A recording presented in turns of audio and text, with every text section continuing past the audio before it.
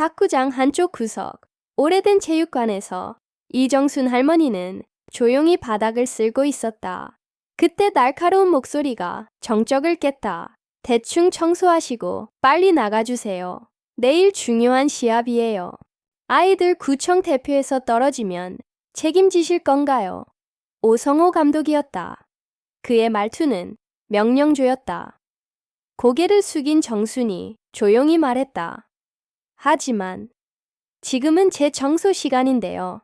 제가 그만하라고 하면 그냥 그만하세요. 전 여기 감독이에요. 알겠죠? 네. 죄송합니다. 금방 끝낼게요.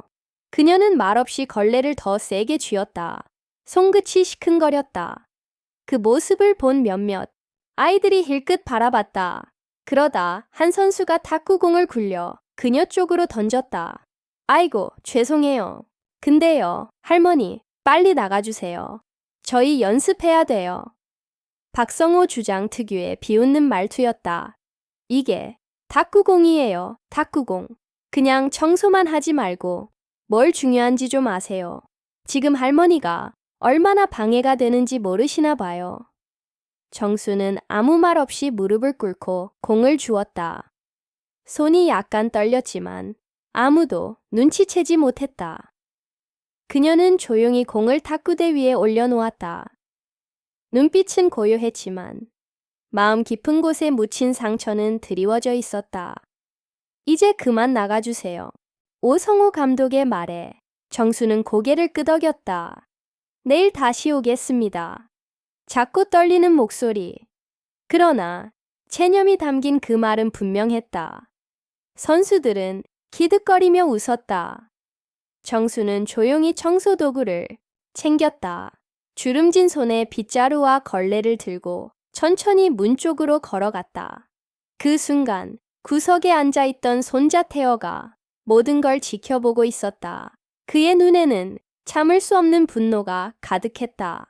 그날 밤 선수들이 모두 떠난 뒤 희미한 불빛 속에 정수는 늘 그렇듯 조용히 청소 준비를 하고 있었다. 경기장 반대편에서는 손자 태어가 라켓을 정리하며 조용히 그녀를 지켜보고 있었다. 태어는 그 팀의 주니어 선수였다. 복잡한 감정이 얼굴에 얽혀 있었다. 마침내 입을 열었다. 할머니, 왜 여기서 일하세요? 이렇게까지 무시당하면서까지. 정수는 잠시 청소 도구를 내려놓고 멈췄다. 고요한 경기장 안. 그 질문만이 맴돌았다. 천천히 고개를 돌리며 말했다. 태어야, 난 그냥 이곳이 좋아. 아이들이 웃으면서 탁구 치는 모습. 그게 참 보기 좋아서. 그래, 조용하지만 따뜻한 목소리였다. 하지만 태어의 표정은 여전히 무거웠다. 근데 할머니, 굳이 이렇게까지 무시당할 필요 없잖아요. 솔직히, 저 여기서 할머니가 일하는 거 너무 창피해요. 친구들한테 말도 못하겠어요. 정순의 얼굴이 굳었다. 입술을 꾹 다문 채 조용히 미소를 지었다. 그래, 네, 마음 이해해. 할머니가 너한테 짐이 되는 건 아닐까 걱정했는데 네가 그렇게 느낄 줄은 몰랐구나.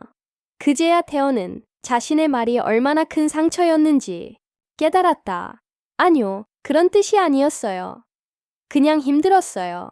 할머니가 무시당하는 걸 보는 게. 정수는 고개를 끄덕이며 태어의 어깨에 손을 올렸다. 따뜻하고 묵직한 손길에 태어는 아무 말도 못했다. 괜찮아, 태어야. 그렇게 느낄 수도 있지. 넌 아직 어리고 네 자존심도 있고 할머니는 네가 행복하길 바랄 뿐이야. 태어는 고개를 숙이며 중얼거렸다. 미안해요, 할머니. 정수는 고개를 저었다. 미안해할 것 없어. 난 여기서 아이들이 즐겁게 탁구 치는 것만으로도 충분히 행복했어. 근데 그게 우리 태어한텐 불편했다면 그만둬야지. 할머니, 이번 달까지만 일하고 그만둘게. 조용한 탁구장 가운데 두 사람의 대화가 흩어졌다. 다음 날 구청 대표 선발전이 열렸다. 전국 대회로 가는 마지막 관문. 긴장과 기대가 경기장을 채웠다. 태호에게는 특히 더 절실한 자리였다. 그는 라켓을 꼭 쥐고 있었다. 그 옆에는 늘 그렇듯 할머니가 함께였다. 태호야, 할머니가 조심스럽게 그의 어깨를 두드렸다. 긴장된 표정으로 그녀를 바라보며 말했다. 오늘은 꼭 이겨야 해요. 그녀는 그의 뺨을 살짝 쓰다듬으며 미소 지었다. 걱정 말아라, 태호야. 할머니가 너 경기하는 거 다 봤어. 늘 하던 대로만 하면 돼. 태호는 고개를 끄덕이며 굳은 결의를 담은 눈빛으로 응답했다. 기억해. 탁구는 마음으로 치는 거란다. 어떤 공이 와도 끝까지 보고 끝까지 집중해야 해.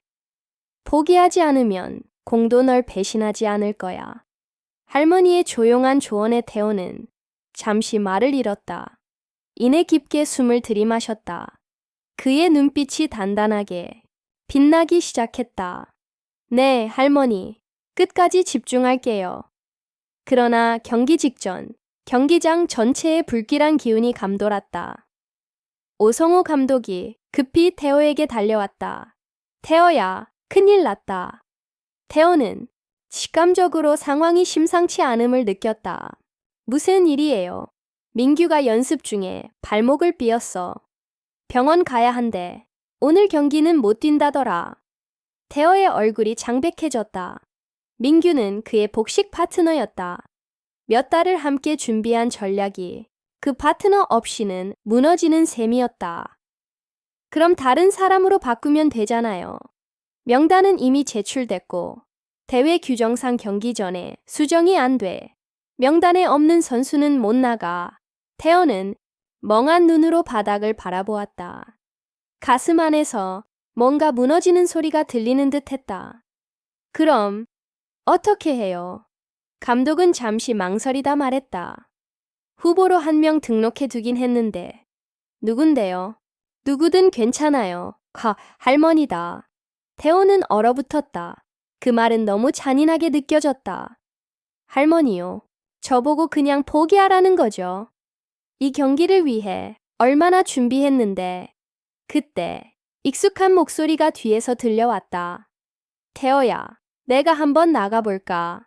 고개를 돌리자 할머니가 고요한 눈빛으로 서 있었다. 할머니 무슨 말씀이세요? 그냥 형식적으로 넣은 이름이잖아요. 진짜로 나가시겠다고요? 그래, 태호야. 정소부 할머니가 네 할머니야. 네. 오 감독은 놀란 얼굴로 할머니를 바라봤다. 그동안 자신이 어떻게 대했는지 뻔히 알기 때문이다.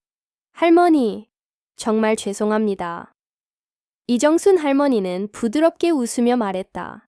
괜찮아요. 사과하실 필요 없어요. 그런데 다른 방법은 없는 거죠. 감독은 어깨를 으쓱했다. 명단에 없는 선수는 출전할 수 없어요. 할머니와 뛰든 포기하든 둘 중 하나예요. 태호의 머릿속이 복잡해졌다. 그때 할머니가 그의 손을 살며시 잡았다. 걱정 마라.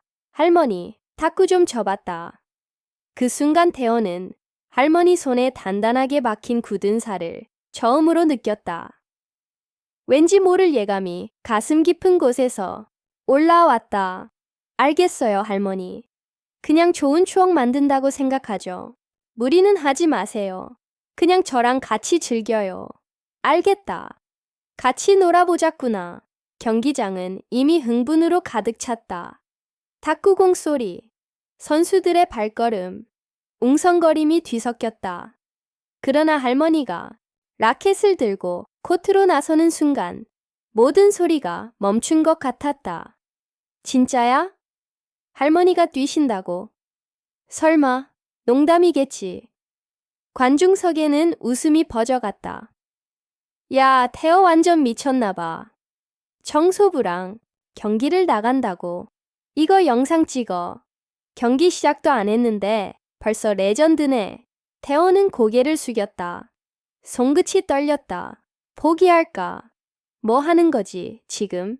그때 할머니의 손이 그의 어깨를 가만히 짚었다. 태호야, 잔잔하지만 단호한 목소리. 지금 이게 무슨 의미가 있겠어요, 할머니. 다들 웃고 있어요. 우리 그냥 포기해요. 할머니는 조용히 고개를 저었다. 아직 끝난 게 아니잖니. 일단 해보자. 해보고 안 되면 그때 포기해도 늦지 않아. 그 눈빛엔 흔들림이 없었다. 깊은 주름 사이로 결연한 의지가 느껴졌다. 태어는 입술을 꾹 깨물었다.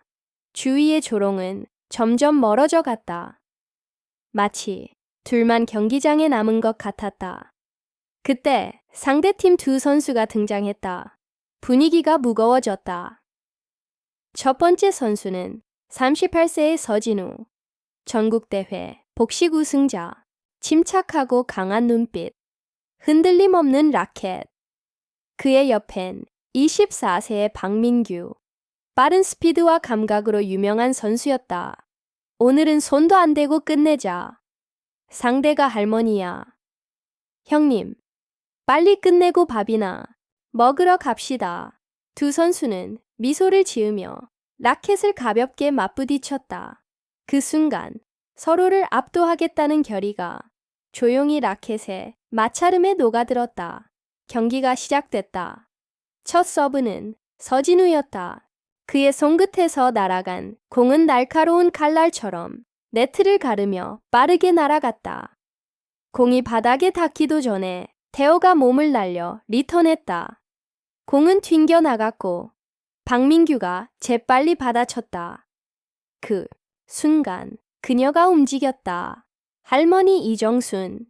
주름진 손이 마치 젊은 시절로 돌아간 듯 번개처럼 라켓을 휘둘렀다.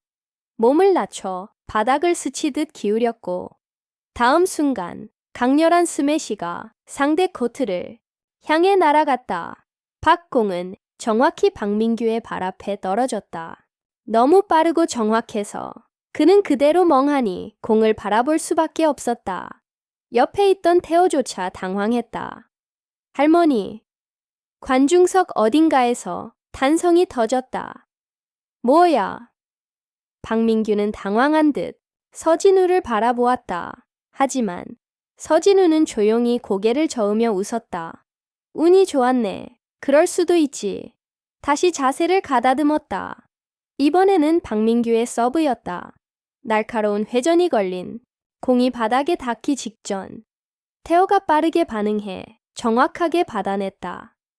강한 스매시는 아니었지만 깔끔한 리턴이었다. 공은 네트를 넘었고 다시 박민규에게 돌아갔다.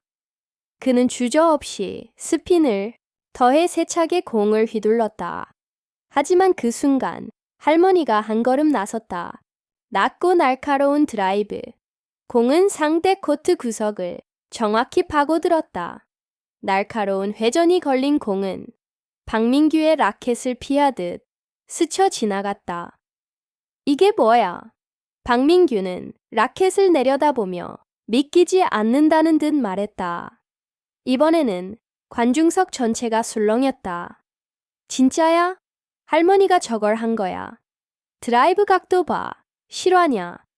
서진우와 박민규의 얼굴에는 처음으로 긴장감이 떠올랐다. 말도 안 돼. 서진우가 조용히 말했다.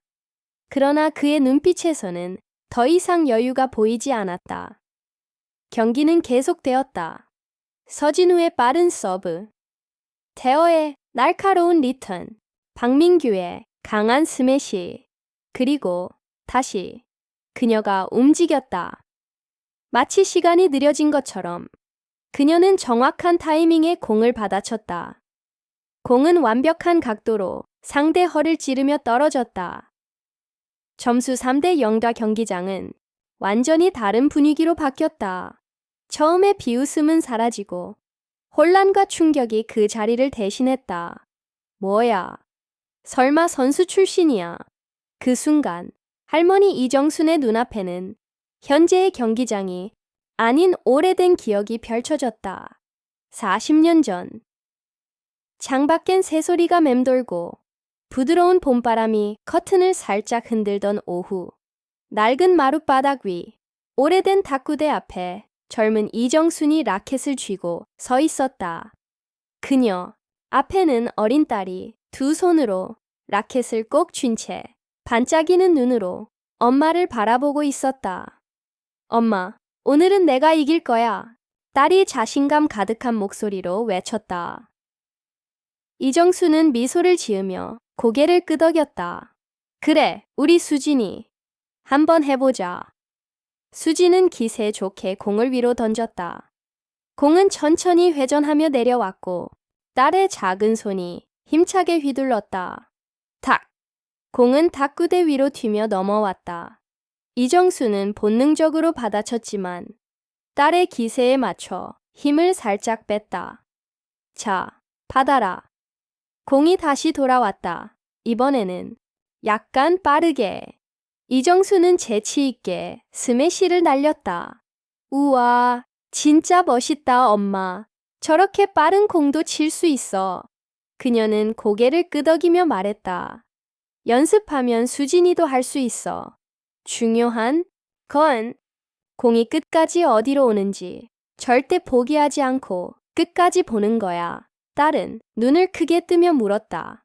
그럼 나도 엄마처럼 될 수 있어. 이정수는 잠시 말을 멈췄다. 순수한 눈망울이 너무도 사랑스러웠다. 그녀는 땀에 젖은 딸의 작은 손을 꼭 잡았다. 우리 수진이는 분명히 엄마보다 더 잘할 수 있어. 수진은 기쁘게 웃으며 고개를 끄덕였다. 약속해줘. 내가 잘하게 되면 엄마랑 꼭 큰 경기장에 같이 가자. 이정수는 눈을 감았다가 조용히 말했다. 약속할게. 꼭 함께 갈 거야. 그녀는 딸을 꼭 안았다. 따뜻한 천, 부드러운 숨결, 작은 손의 온기. 그 순간 방 안엔 평화와 사랑이 감돌았다. 다음 날, 이정수는 새벽에 일어나 낡은 라켓을 닦았다. 오래된 라켓은 삶의 무게만큼이나 달아 있었다. 오늘은 국가대표 선발전. 그러나 그녀에게 이 경기는 단순한 스포츠가 아니었다.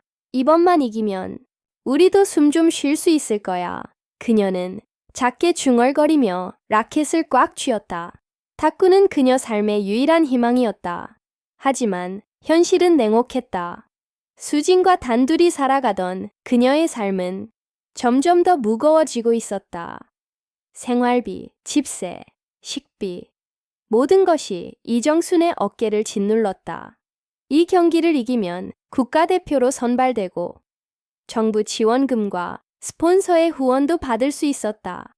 이건 단순한 명예가 아니었다. 새로운 인생의 시작이었다. 엄마, 오늘 꼭 이겨야 해요. 어린 수진이 그녀의 손을 꼭 잡고 말했다. 응, 꼭 이길게. 우리 이기면 맛있는 것도 먹으러 가자. 택시 안에서 이정수는 어린 딸을 바라보았다. 세상의 무게를 알기엔 아직 너무도 어린 아이. 엄마, 오늘 이기면 우리 이사 가요? 따뜻한 집으로, 제 방도 있는 그런 집으로. 창밖엔 비가 조용히 내리기 시작했다. 이정수는 딸의 작은 손을 꼭 잡았다. 오늘은 약속을 지킬 수 있는 날이었다. 하지만 운명은 잔인했다. 갑작스러운 경적 소리, 미끄러지는 타이어, 순간의 충격. 엄마, 택시가 옆으로 튕겨나갔다. 충돌과 함께 시간이 멈춰버린 듯했다. 잠시 후 희미한 의식 속에서 이정수는 몸을 일으켰다. 수진아, 괜찮니? 딸은 움직이지 않았다.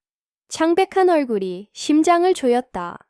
안 돼, 수진아. 버텨야 해. 그녀는 떨리는 손으로 딸을 안았다. 조금만 더 버티자. 병원에 가면 괜찮아질 거야. 멀리서 사이렌 소리가 들려오기 시작했다. 빗소리가 창문을 두드렸다. 그녀의 흐느낌은 그 소리에 묻혀버렸다. 차가운 밤 공기를 가르며 달려온 구급차. 이정수는 딸의 차가운 손을 꼭 쥐었다. 붉은 불빛이 그녀의 창백한 얼굴을 스쳐 지나가며 공포를 더욱 짙게 만들었다. 괜찮아, 수진아. 엄마가 옆에 있어.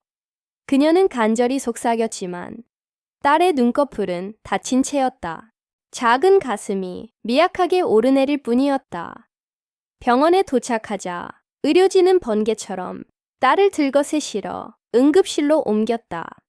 이정수는 필사적으로 따라갔지만 차가운 젊은 앞에서 멈춰야 했다. 문이 닫히는 순간 그녀의 마음도 함께 부서졌다. 바닥에 주저앉아 떨리는 손으로 땅을 짚었다. 제발, 수진아. 엄마는 아직 널 포기할 수 없어. 그 순간 머릿속을 스친 건 택시 안에서 나눈 짧은 대화였다. 엄마, 오늘 꼭 이겨야 해. 내가 제일 좋아하는 금메달 따는 거 보여줘. 그 작은 목소리가 그녀의 귀에 맴돌았다. 하지만 지금 그녀가 있는 곳은 경기장이 아니라 병원의 차가운 복도였다. 이정수는 공중전화 박스로 달려갔다. 떨리는 손으로 동전을 넣고 다이얼을 돌렸다. 신호음이 가슴을 조였다. 몇 번의 신호음 끝에 익숙한 목소리가 들렸다. 여보세요. 그녀는 숨을 가다듬고 말했다. 코치님, 저예요. 정순이. 반대편에서 짜증 섞인 목소리가 튀어나왔다. 지금 어디야? 경기 30분 전이야. 왜 아직도 안 와? 이정수는 목이 메어 말을 잇지 못했다. 사고가 났어요. 지금 병원이에요. 수진이가 많이 다쳤어요. 잠시의 정적. 이내 코치의 냉정한 목소리가 이어졌다. 지금 어디 병원이야? 상태는? 응급실 들어갔어요. 저도 잘 모르겠어요. 너무 무서워요. 코치는 냉정하게 말했다. 병원엔 데려다 줬잖아. 이제 와야지. 시간이 없어.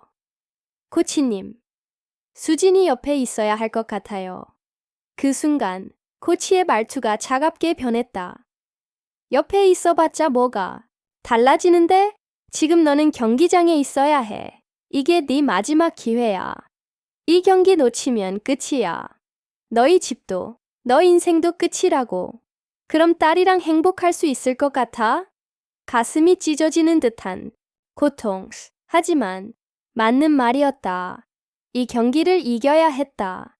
수진의 미래를 위해서라도. 이정수는 전화를 끊었다. 눈물을 닦고 병원 건물을 마지막으로 돌아봤다. 미안해. 수진아, 꼭 이겨서 다시 올게. 경기장에 도착했을 때 그녀는 이미 지쳐 있었다. 하지만 코트 위에 선 순간 모든 감정이 사라졌다. 관중의 웅성거림, 상대의 비웃음, 모두 들리지 않았다. 오직 경기에만 집중했다. 경기가 시작됐다. 초반 라운드, 그녀는 조용히 집중했다. 굳었던 손이 풀리며 감춰졌던 실력이 드러났다. 상대의 빠른 서브를 정확히 받아내며 첫 점수를 땄다. 날카로운 드라이브로 코트를 지배했다. 공은 곡선을 그리며 상대의 빈틈을 찔렀다. 이 경기는 단순한 승부가 아니었다.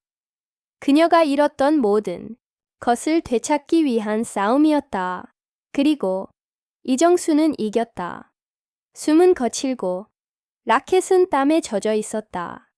그러나 그녀의 마음은 오직 한 사람, 수진에게로 향해 있었다. 접수처로 달려간 그녀는 숨을 몰아쉬며 외쳤다. 수진이요, 강수진. 제 딸이 여기 있었어요. 어디 있죠? 괜찮은가요? 직원은 당황한 표정으로 컴퓨터를 확인하다 말했다. 잠시만요. 상태가 급격히 악화돼서 큰 병원으로 이송됐습니다. 기록이 있네요. 이신종 병원으로 이송됐다고 되어 있습니다. 정수는 순간 얼어붙었다. 아이의 상태가 좋지 않았고 보호자가 없어서 저희가 자체 판단을 내렸습니다. 이송된 지 꽤 되었어요. 빨리 가보셔야 해요. 정수는 병원을 박차고 뛰쳐나왔다. 발걸음은 휘청겼고 숨이 가빴다. 택시를 부르려 했지만 지나가는 차는 없었다. 정신없이 길을 뛰며 겨우 한 대를 잡았다. 이신종 병원이요. 제발. 최대한 빨리 가주세요. 차 안에서 그녀는 손을 꽉 쥐고 눈물이 흐르는 줄도 몰랐다. 수진의 얼굴이 머릿속을 떠나지 않았다. 조금만 기다려. 엄마가 곧 갈게. 병원에 도착하자마자 정수는 안내 데스크로 달려갔다. 여기요. 제 딸이 이송됐다던데요. 강수진이에요. 지금 어디 있나요? 상태는요? 직원의 대답은 냉정했다. 죄송하지만 저희 병원에는 그런 환자 기록이 없습니다. 정수는 무릎이 풀려 그 자리에 주저앉을 뻔했다. 그럴 리가 없어요. 분명 여기로 왔다고 했어요. 다시 확인해 주세요. 직원이 재차 확인했지만 결과는 같았다. 정수는 멍한 채 몸을 떨며 처음 병원으로 되돌아갔다. 왜 잘못된 정보를 준 거예요? 제 딸은 어디 있나요? 그제야 한 간호사가 허겁지겁 달려왔다. 아, 죄송해요. 이신종 병원이 아니었어요. 전산입력 오류였어요. 그럼 어디예요? 지금 당장 알려줘요. 하지만 병원 측도 정확한 정보를 알지 못했다. 저희가 알아보고 연락드릴게요. 보호자님도 함께 찾아봐 주세요. 정말 죄송합니다. 그날부터 정수는 수진을 찾아 며칠을 헤맸다. 병원마다 돌아다니며 사람들에게 물었다. 제 딸 강수진이요. 작은 여자아이예요.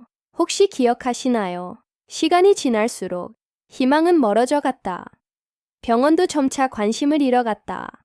그렇게 그녀의 인생은 무너졌다. 그 후로 정수는 라켓을 다시 들지 않았다. 그러다 우연히 부모 없이 혼자 남겨진 태어를 만나게 됐다. 그 아이를 보며 수진이 떠올랐다. 혹시 수진이도 어딘가에서 이렇게 외롭게 있지 않을까? 정수는 외면할 수 없었다. 그렇게 태어를 집으로 데려와 키우기 시작했다. 태어는 점점 탁구에 흥미를 보였고 공을 치는 모습을 볼 때마다 정수는 잃어버린 딸을 떠올렸다. 마음은 아팠지만 아이의 꿈을 꺾고 싶지 않았다. 힘든 형편 속에서도 정수는 더 많은 일을 하며 청소일을 열심히 하며 태어의 연습을 뒷바라지했다. 딸과 웃던 따뜻한 기억, 병원 앞에서의 눈물, 그 모든 과거는 안개처럼 흐려졌고 현실이 선명해졌다.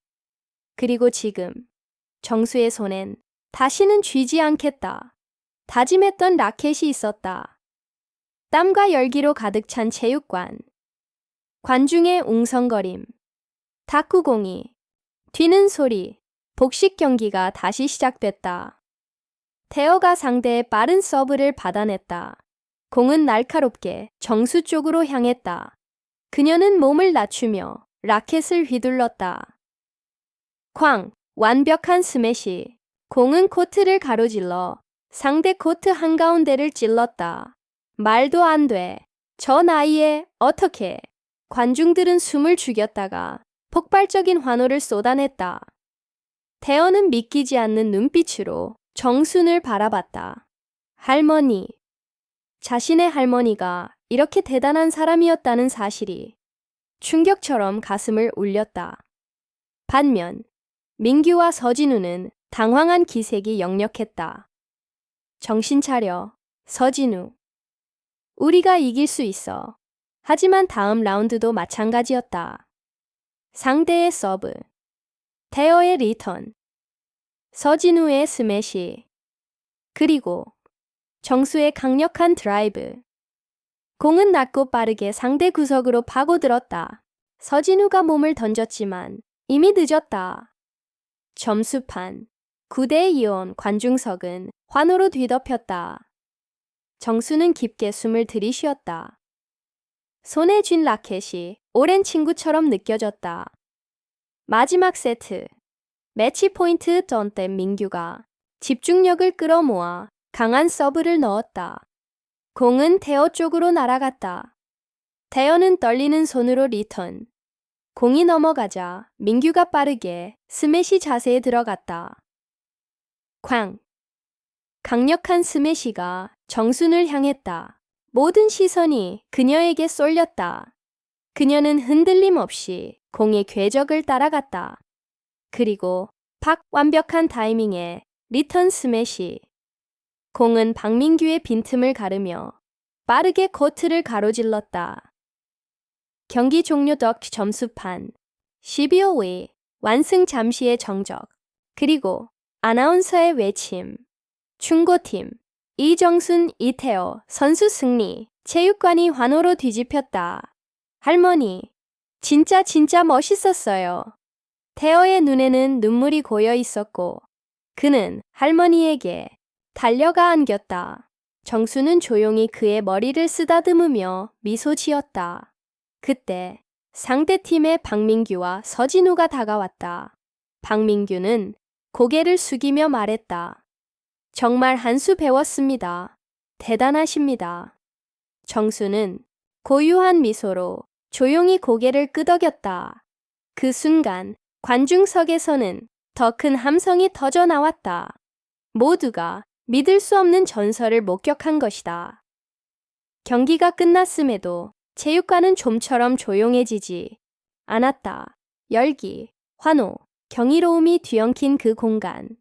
그 중심에서 라켓을 든 채 선 정수는 조용히 숨을 고르며 주위를 둘러보았다. 태어의 환한 얼굴이 시야에 들어왔다. 오성호 코치는 입이 벌어진 채 멍하니 서 있었다. 관중석에서는 믿기 어렵다는 목소리들이 흘러나왔다. 그때였다. 계단 아래에서 한 남성이 급히 내려오는 모습이 보였다. 정장을 입고 목에 기자증을 걸고 있었다. 그의 표정에는 흥분과 호기심이 동시에 담겨 있었다. 어르신, 잠깐 인터뷰 가능하실까요? 정수는 놀라 고개를 돌렸다. 김정훈입니다. 스포츠타임즈 기자입니다. 오늘 경기 정말 감동적이었습니다. 많은 분들이 이 이야기를 궁금해 하실 것 같아서요. 잠깐 이야기 나눠주실 수 있을까요? 정수는 잠시 망설였다. 자신의 과거를 이렇게 많은 사람들 앞에서 이야기해도 괜찮을까? 하지만 이미 수많은 시선이 그녀를 바라보고 있었다. 그 눈빛 속엔 호기심, 존경, 그리고 경애가 뒤섞여 있었다. 정수는 천천히 고개를 끄덕였다. 기자는 마이크를 들고 준비를 마쳤다. 사람들은 하나둘씩 정수의 이야기를 듣기 위해 모여들었다. 순간 체육관은 숨을 죽인 듯 조용해졌다. 정말 감동적인 경기였습니다. 탁구 실력이 보통이 아니신데요. 어떻게 그렇게 잘 치시나요? 정수는 마이크를 바라보다 잠시 침묵했다. 그 작은 기계 속에서 흘러나올 자신의 목소리가 과거로 데려갈 것 같았다. 긴 정적이 흐르고 관중들은 숨조차 멈췄다. 정수는 고개를 들어 떨리는 목소리로 말했다. 사실 저는 오래전에 국가대표 선수였습니다. 탁구는 제 인생의 전부였죠. 체육관은 숨을 죽인 듯 고요해졌다. 그녀의 목소리는 조용했지만 오랜 세월 눌러왔던 감정을 품고 있었다. 국가대표셨다고요? 기자의 목소리에는 놀라움이 섞여 있었다. 정수는 고개를 끄덕였다. 그땐 모든 걸 걸었어요. 꿈도, 희망도. 저라는 사람 전체가 탁구 안에 있었죠. 관중석에서 술렁임이 번졌다. 기자는 숨을 고르고 조심스럽게 물었다. 그런데 왜 탁구계를 떠나셨나요? 솔직히 이정순이라는 이름을 들어본 적이 없습니다. 그 질문에 정수의 손이 미세하게 떨렸다. 오래된 기억이 밀려왔다. 그녀는 마이크를 꽉 쥐고 숨을 들이쉬었다. 그건 아주 오래전 일이에요. 사람들은 숨조차 쉬지 않았다. 탁구는 제 전부였어요. 어릴 적부터 라켓 하나로 세상을 버텼죠. 그런데 어느 날 사랑하는 딸과 함께 국가대표 선발전을 향하던 길에 교통사고를 당했어요. 그녀의 목소리에 미세한 떨림이 스쳤다. 떠오르는 그날의 장면, 비, 회전하는 차, 피로 얼룩진 작은 손, 딸이 크게 다쳤는데 저는 경기를 하러 갔어요. 정말 바보 같은 일이었죠. 정수는 잠시 말을 멈췄다. 결국 아이를 잃었습니다. 그녀의 손이 가늘게 떨렸다. 체육관은 숨막힐 듯 고요했다. 그 이후로 라켓을 놓았어요. 제 잘못이라고 생각했거든요. 딸은 제가 경기하러 간 사이 사라졌어요. 그 말에 조용했던 관중석에서 흐느낌이 흘러나왔다. 정수의 목소리는 조용했지만 수십 년의 죄책감이 녹아 있었다. 그녀는 고개를 들어 먼 하늘을 바라보듯 말했다. 혹시 이 이야기가 전해진다면, 내 딸 수진아, 듣고 있다면, 엄마는 여전히 너를 기다리고 있어. 너무 늦었지만 한 번만이라도 만나고 싶어. 그녀의 말이 끝난 순간 경기장은 침묵으로 가득 찼다. 그러던 그때 정적을 깨는 떨리는 목소리가 들렸다. 엄마? 낯선 이름을 부르는 그 목소리에 모두의 시선이 돌아갔다. 군중 속에서 한 여성이 천천히 걸어 나오고 있었다. 긴 머리를 단정히 묶고 단정한 정장을 입은 모습. 그녀의 눈에는 수많은 감정이 교차하고 있었다. 수진이었다. 그녀의 눈빛이 정순을 꿰뚫었다. 정수의 시야에도 오직 한 사람만이 선명히 들어왔다. 낯익지만 낯선 얼굴, 하지만 마음 깊숙한 곳에서 그녀는 알았다. 그 눈을 절대 잊을 수 없었다. 그 순간 수진의 목소리가 떨리며 바람처럼 흘러나왔다. 오랜 세월의 무게, 죄책감, 희망, 그리고 두려움이 한꺼번에 쏟아지는 순간이었다. 수진은 아무 말도 하지 못한 채 서 있었다. 눈가에는 눈물이 고였고 굳게 담은 입술은 미세하게 떨리고 있었다. 정말 엄마, 맞아요. 그 한마디에 정수의 다리에서 힘이 빠졌다. 그녀는 주저앉을 듯 손을 내밀었지만 수진과의 거리는 아직 멀게 느껴졌다. 너무 긴 시간이 흘렀고 너무 많은 상처가 남아 있었다. 수진은 한 걸음 다가왔다. 정말 우리 엄마 이정순 맞죠? 정수의 눈가에는 굵은 눈물이 흘러내렸다. 맞아, 수진아. 엄마가 어떻게 널 잊겠니? 그날 이후 단 하루도 너를 잊은 적 없어. 네가 사라진 그날부터 지금까지 매일 너를 찾아다녔어. 수진은 눈을 감았다. 저도요. 어렸지만 기억나요. 항상 따뜻했던 엄마의 손길, 속삭이던 말들. 정수는 조심스럽게 수진의 손을 잡았다. 나는 너를 지켜주지 못했어. 그날 병원에 너를 두고 경기를 선택했어. 정말 너무 어리석은 결정이었지. 하지만 그 경기가 우리 삶을 바꿔줄 마지막 기회라 믿었어. 국가대표가 되면 널 더 이상 힘들게 하지 않고 행복하게 살 수 있을 줄 알았거든. 미안하다, 수진아. 수진의 어깨가 떨렸다. 그 얘기 오늘 처음 들었어요. 전 솔직히 엄마가 날 버렸다고 생각한 적도 있어요.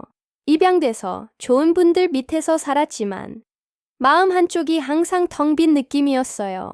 정수는 눈을 삼키며 말했다. 죽을 죄를 지었어. 정말 미안해. 수지는 고개를 저으며 눈물을 닦았다. 괜찮아요, 엄마. 이제 그만 괴로워해요. 그때 엄마도 얼마나 힘들었을지. 이제야 조금 알 것 같아요. 정수는 딸을 꼭 끌어안았다. 그녀는 수진의 머리카락을 쓰다듬으며 속삭였다. 이제는 절대 널 놓치지 않을 거야. 수진은 고개를 끄덕이며 말했다. 저도 용서할게요, 엄마. 우리 지금부터는 함께 행복해져요. 둘은 서로의 온기를 느끼며 긴 세월 동안 쌓인 상처를 하나씩 치유해 나갔다. 주변의 모든 사람들은 숨을 죽인 채 그 장면을 지켜보았다. 말은 필요 없었다.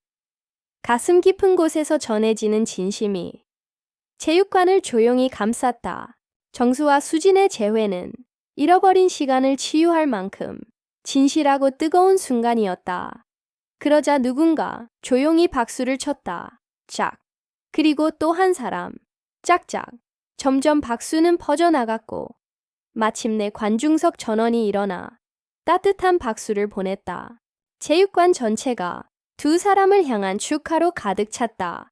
김정훈 기자는 눈물을 훔치며 속삭였다. 이건 어떤 우승보다 더 소중한 순간입니다. 오성우 코치도 말없이 고개를 끄덕이며 박수를 보탰다. 그의 눈에도 눈물이 맺혀 있었다. 태호도 참았던 눈물을 터뜨리며 환하게 외쳤다. 우리 할머니 최고야. 정수와 수지는 서로를 꼭 안았다. 그 속에서 울려 퍼지는 박수는 두 사람의 지난 시간을 위로해주는 듯했다. 정수는 수진의 뺨을 부드럽게 쓰다듬으며 말했다. 이렇게 많은 사람들이 우리를 축하해줘. 수진아, 네가 엄마를 다시 찾아와줬기 때문이야. 고맙다, 내 딸. 수진도 눈물을 닦으며 고개를 끄덕였다. 엄마와 함께라서 정말 행복해요. 이제는 우리 함께해요. 박수는 더욱 커졌다. 응원의 물결이 경기장을 따뜻하게 채웠고 그 속에서 두 사람은 과거의 아픔과 이별을 조금씩 덜어냈다. 며칠 후 햇살이 비치는 조용한 오후 탁구장의 문이 열리고 오랜만에 웃음소리가 울려 퍼졌다. 정수는 탁구채를 들고 가볍게 자세를 잡았다. 그녀의 맞은편엔 수진과 태호가 라켓을 들고 서 있었다. 자, 시작해볼까? 둘이 한꺼번에 덤벼도 이 할미는 못 이긴다. 정수가 웃으며 말했다. 수진은 잠시 어색하게 웃다가 이내 진지한 표정으로 자세를 잡았다. 어릴 적 엄마와 탁구 치며 느꼈던 따뜻한 기억이 손끝에서 되살아났다. 엄마, 기억나요? 어릴 때 항상 말했잖아요. 공 끝까지 보고 쳐야 한다고. 정수는 말없이 웃었다. 가슴 깊은 곳이 뭉클했다. 다시는 오지 않을 줄 알았던 순간이 지금 눈앞에 펼쳐지고 있었다. 탁구공이 오가며 세 사람의 웃음이 점점 커졌다. 태호는 열심히 공을 쳤고 수지는 자연스럽게 그에게 조언을 건넸다. 태호야, 공이 무서울 땐 숨지 말고 중심을 잡아. 눈을 떼면 안 돼. 정수는 그 모습을 조용히 바라보았다. 가족이 함께 웃으며 공을 주고받는 모습. 그토록 간절히 바랐던 풍경이었다. 게임이 끝나고 세 사람은 탁구장 한쪽에 앉아 숨을 고르며 도란도란 대화를 나눴다. 수진이 입술을 깨물며 조심스럽게 말했다. 사실 엄마를 찾기 위해 탁구를 포기하지 않았어요. 어디선가 엄마가 날 기다리고 있을 것 같았거든요. 그래서 계속 이 세계에 남았어요. 심리 상담도 하고 스포츠 자문도 하면서 언젠가 반드시 만날 거라고 믿었어요. 정수의 눈에는 다시금 눈물이 고였다. 태호가 활짝 웃으며 말했다. 이제 우리는 가족이잖아요. 앞으로 매일 탁구 치는 거죠. 그럼. 수진이 태호의 머리를 쓰다듬으며 웃었다. 앞으로는 내가 너의 전속 코치야. 정수는 그 모습을 바라보며 마음 깊이 속삭였다. 정말 고맙다. 이렇게 다시 웃을 수 있게 해줘서. 세 사람은 조용히 서로의 손을 맞잡았습니다. 그 손끝에서 전해진 따뜻한 온기가 오랜 시간의 공백을 천천히 메워주고 있었습니다. 잃어버린 세월은 분명 아팠지만 이제는 함께 걸어갈 시간이 남아 있었습니다. 탁구장 안으로 비치는 햇살 아래 세 사람의 새로운 이야기가 조용히 피어나고 있었습니다. 그들의 삶에 다시 희망이 새우며들고 있었습니다. 과거의 상처를 딛고 함께 나아가는 진짜 행복의 여정이 이제 시작된 것입니다. 오늘의 이야기는 어떠셨나요? 가족이란 때로는 우리를 아프게 하지만 결국 그 모든 아픔을 품고 다시 껴안아주는 존재인 것 같아요. 정순, 수진, 그리고 태호. 이 세 사람의 이야기는 긴 시간 속에서도 포기하지 않았던 작고도 뜨거운 기적이었습니다. 이 이야기처럼 여러분의 삶에도 언젠가 따뜻한 기적이 찾아오길 바랍니다. 이 영상이 여러분 마음의 작은 위로와 희망이 되었기를 진심으로 바라요. 혹시 정순과 수진, 태호에게 해주고 싶은 말이 있다면 댓글로 남겨주세요. 여러분의 한마디가 또 하나의 이야기를 이어줄지도 몰라요. 구름 같은 이야기였습니다. 구독과 좋아요 잊지 마시고요. 다음 이야기에서 다시 만나요. 늘 건강하세요.